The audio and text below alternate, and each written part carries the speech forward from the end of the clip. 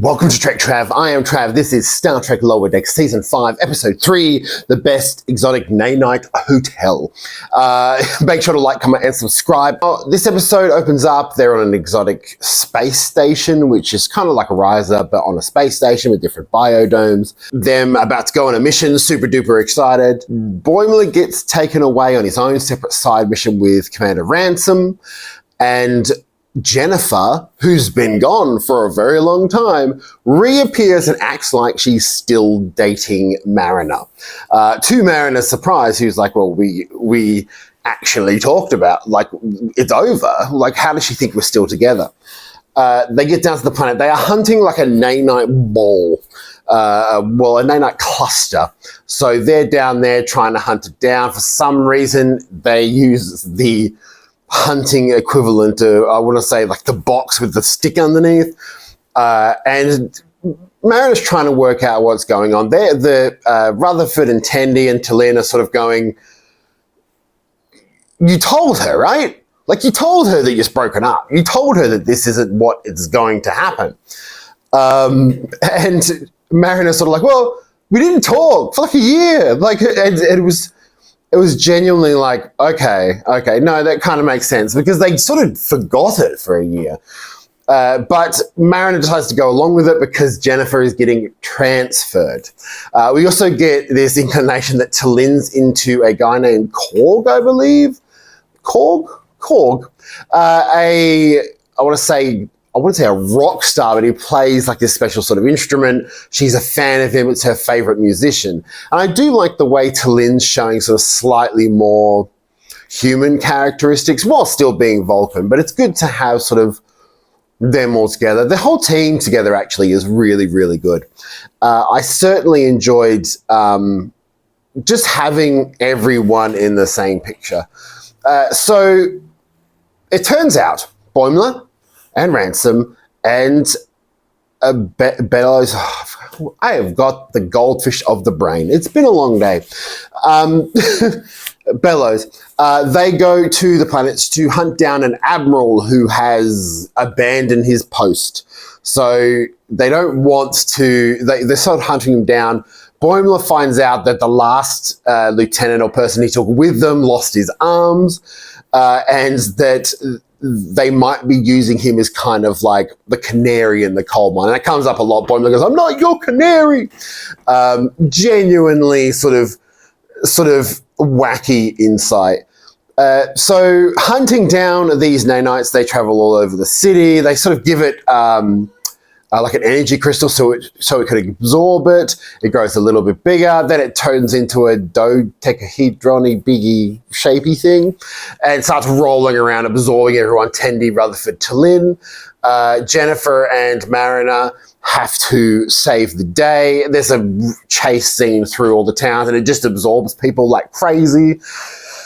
And then we get this nice sort of little scene between Jennifer and Mariner as they're stuck up a tree.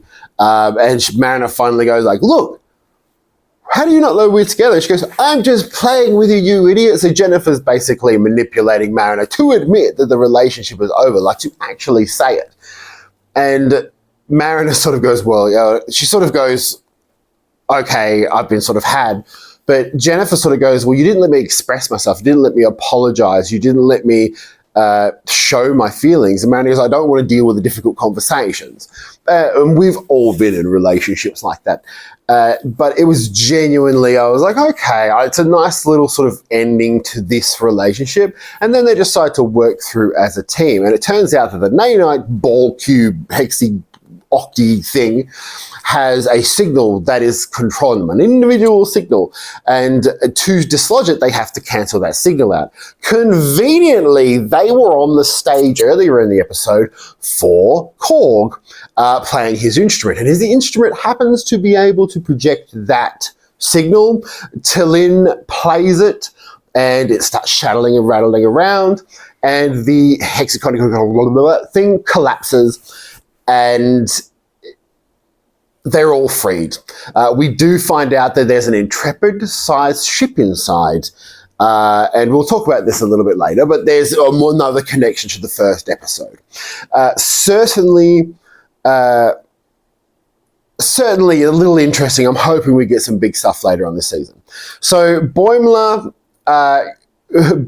accidentally gives up the game to the Admiral's hench people, that he's a Starfleet officer, and when they finally get to them, he's been watched by this Admiral. This Admiral goes, "Oh, they just use you as a canary in the coal mine. Wouldn't you want to sit down and do nothing, blah, blah, blah, blah."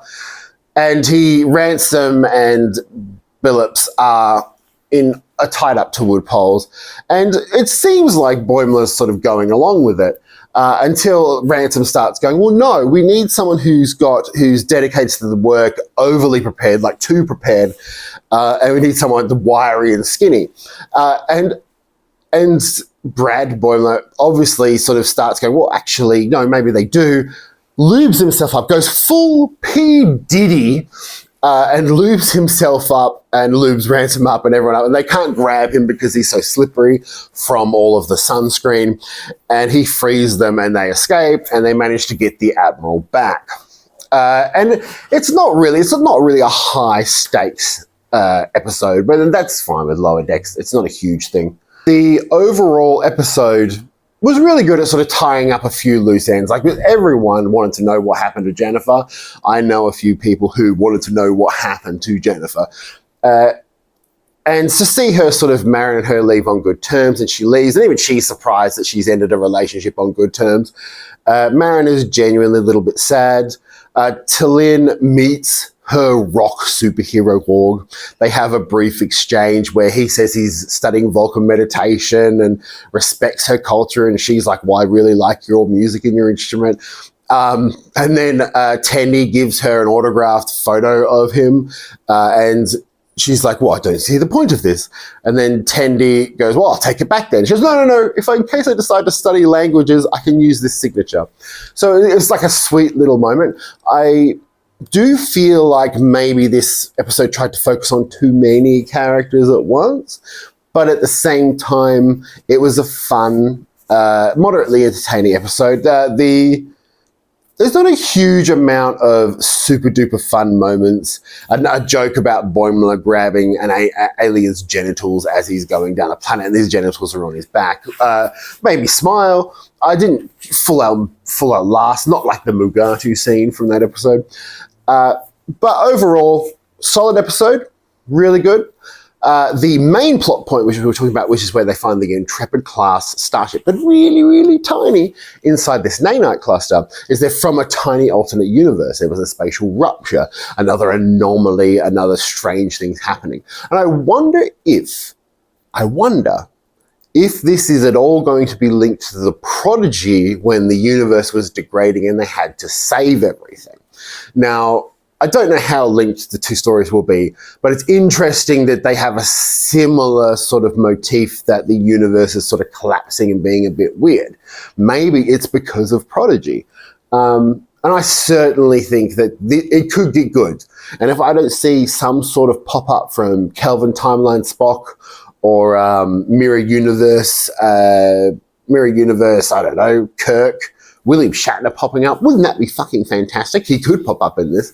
I genuinely really, really think that this season is doing well. It's look, I've said before that I think this is kind of like the Orville situation where season 1 and season 2 were very funny, and later on they've tried to expand the characters and grow the characters. But very much, this isn't as funny, but they're as entertaining, they're interesting, there's some great character moments. I can't wait for episode 4 next week, so make sure you like, comment, and subscribe. Be back for our regular Voyager reviews on Sunday, and also Star Trek Enterprise will be back next week on Tuesdays. I have been Trek Trav, and I will see you next time.